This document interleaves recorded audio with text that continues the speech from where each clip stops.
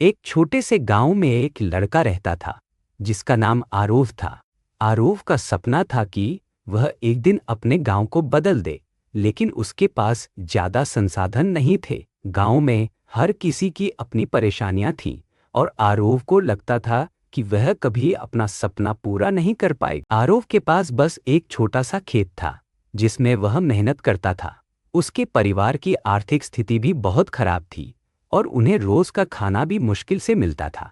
एक दिन जब आरोव अपने खेत में काम कर रहा था तो उसने देखा कि एक पुराना सूखा हुआ पीपल का बीज पड़ा हुआ था। उसने सोचा, यह बीज कभी नहीं उग सकता, यह तो सूख चुका है। फिर उसने एक निर्णय लिया, वह बीज को अपने खेत में लगा देगा। बस देखना चाहता था कि क्या यह उग सकता है या नहीं। उसने अपने काम को जारी रखा और रोज उस पौधे को पानी दिया, ध्यान से उसकी देखभाल की और समय के साथ उस पौधे में नई जिंदगी आ गई। सफलता की शुरुआत। आरव ने धैर्य रखा और अपने खेत में रोज काम करता रहा। एक दिन वो पौधा जो बेकार समझा गया था, एक सुंदर मजबूत पीपल का पेड़ बन गया। आरव ने अपने सपने की तरह उस पीपल को भी पाला पोसा था। धीरे धीरे गांव के लोग उससे सीखने आए और उसने उन्हें बताया कि अगर उस बीज में इतनी ताकत थी कि वो सूखने के बाद भी जीवित रह सकता है, तो वैसे ही उनके अंदर भी अपने सपने को पूरा करने की ताकत है। सीख।